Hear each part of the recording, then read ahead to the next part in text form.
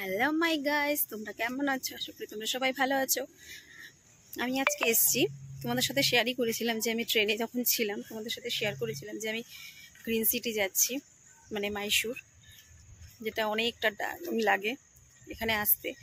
এখানে একটা জিনিস কি দুর্বলতা আছে জানো ফ্রেন্ডস, এখানে এত সুন্দর গাছগাছালি, মানে তুমি কত গাছ দেখবে, কত তুমি গাছ দেখবে, যে এখানে গাছে গাছ।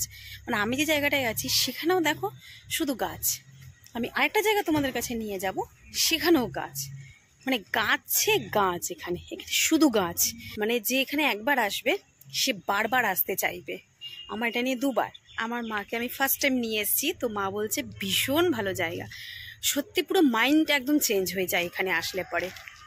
চলো আমি তো পুরোটা দেখাতে পারবো না, কারণ এরিয়াটা এতটাই বড়।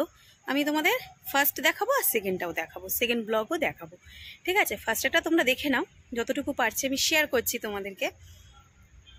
দেখো, এটা হচ্ছে ক্যান্টিন, ঠিক আছে? ক্যান্টিনের পেছনে গাছটা দেখো, শুধু অপূর্ব গাছ, অপূর্ব গাছ। এখানে ক্যান্টিনে শুধু ইডলি ধোসা, দেখো এখানেও গাছ, কত জায়গায় শুধু গাছ গাছ। দেখো শুধু গাছ, শুধু গাছ, তুমি যেখানে তাকাবে সেখানে দেখবে গাছ, শুধু গাছে গাছ। এই যে ভেতরটা দেখছো, এর ভেতরে হচ্ছে বিশাল বড় একটা মাঠ, সেখানে অজস্র পশু পাখি, মানে অপূর্ব অপূর্ব। মানে তোমাদেরকে আমি যত বলছি আমার মনে হচ্ছে আমি কম বলছি, মানে তোমাদের সত্যি জায়গাটা না দেখলে তোমরা বিশ্বাস করতে পারবে না, তাই শেয়ার করার চেষ্টা করেছি। তো এত বড় জায়গা, এটা কি তোমরা চিনতে পারছো? ক্রিসমাস ট্রি বলে, এটা হচ্ছে ক্রিসমাস ট্রি।